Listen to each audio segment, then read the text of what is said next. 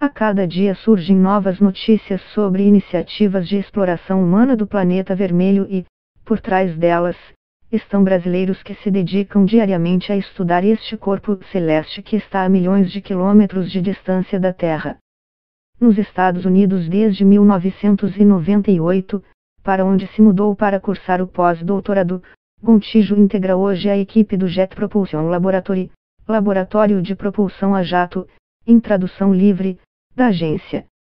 Entre muitas outras realizações, o grupo equipou o robô Curiosity para sua até agora bem-sucedida jornada em Marte, onde colocou seus pés em uma ação milimetricamente planejada pela primeira vez em 2012.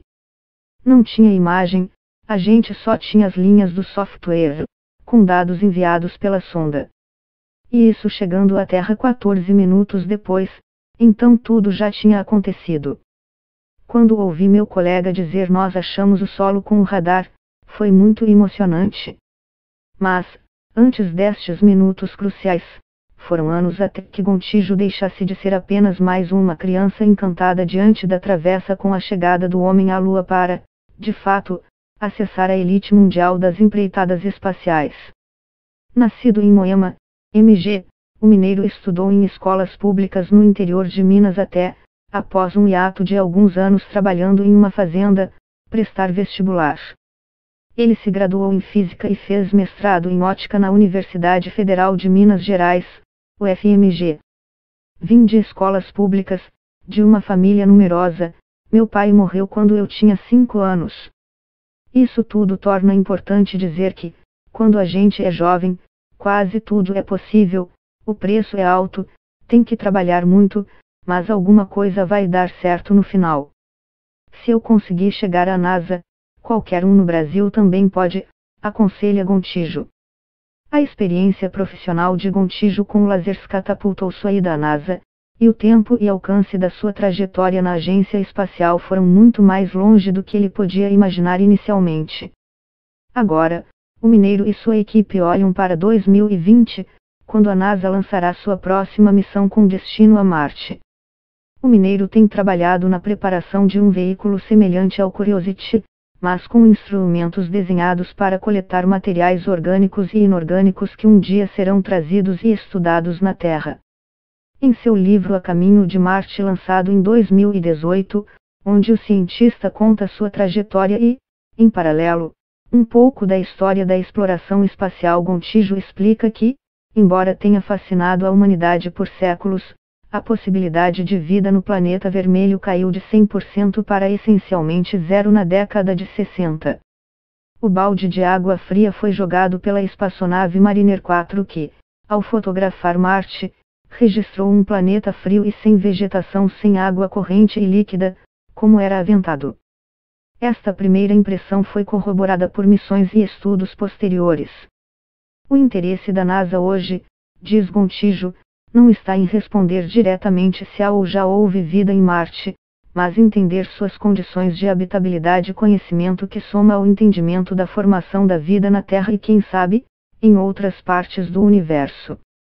Também não se trata, segundo o cientista, de preparar terreno para colonizar Marte em um futuro próximo. Ainda há obstáculos, em suas palavras, gigantescos, para que seja minimamente possível para um humano viver lá. É preciso encontrar soluções para sobreviver quase sem oxigênio e com muito gás carbônico, mais de 95% do ar, vento solar e uma atmosfera rarefeita.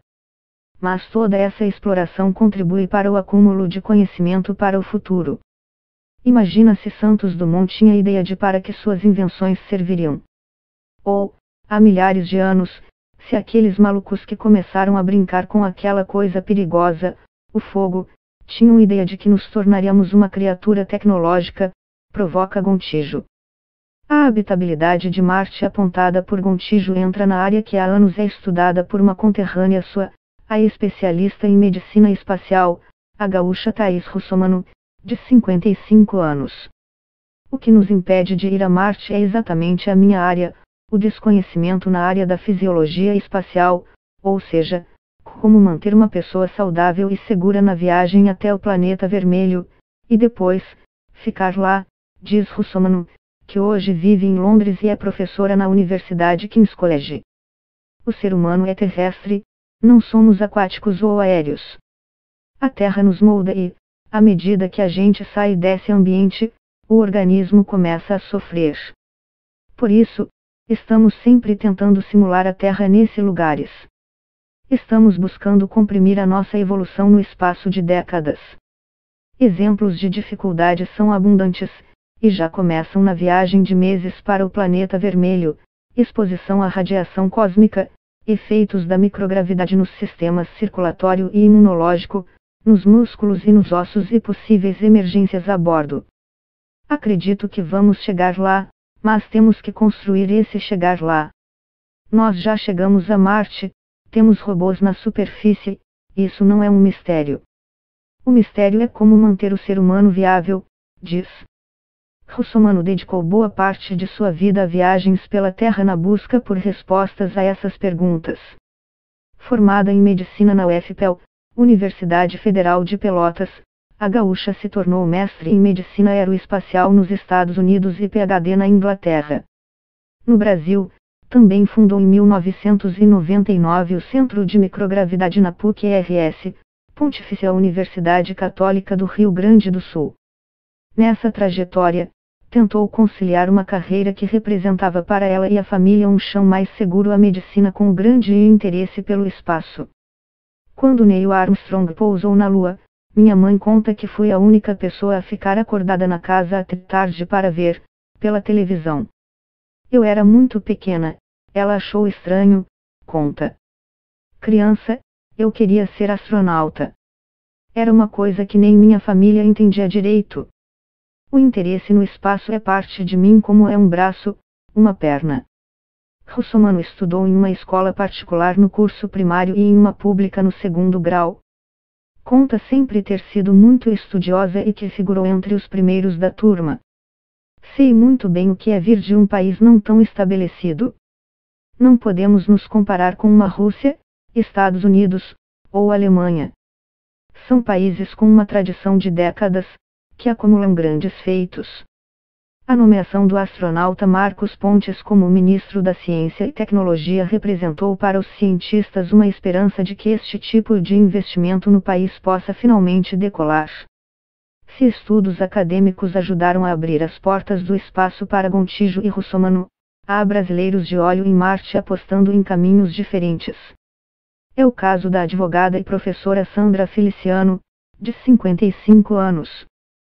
Todo dia, ela dedica 3 horas de seu tempo para estudar inglês e diversos assuntos ligados ao planeta vermelho. Sua dedicação é voltada para um objetivo distante literalmente.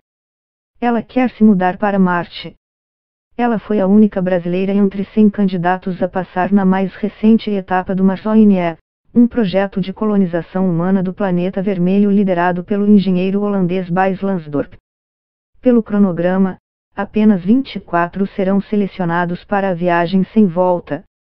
No entanto, os planos do Marsoinje, além de serem vistos com desdém e ceticismo por cientistas que acompanham a ideia desde seu anúncio, sofreram, em fevereiro, um duro baque.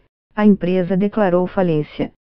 Mas Sandra acredita que a dificuldade será superada com a chegada de novos investidores, o que, segundo um comunicado no site do Marsoinje, está em negociação.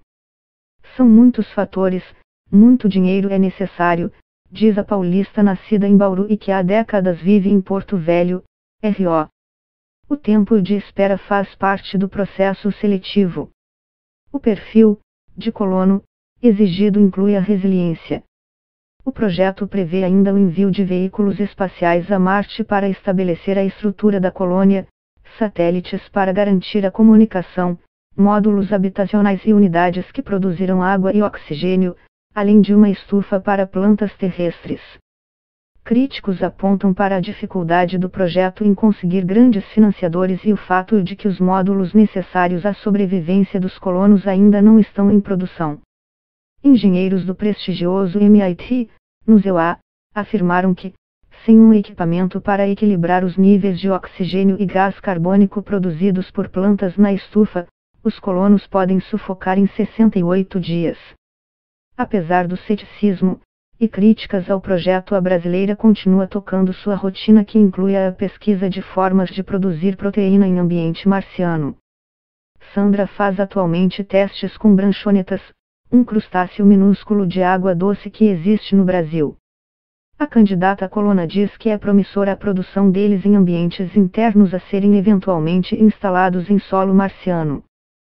Sandra é fascinada por ciência desde criança e ela também ficou encantada com os passos de Neil Armstrong e conta ter escrito mais de 10 livros de ficção científica.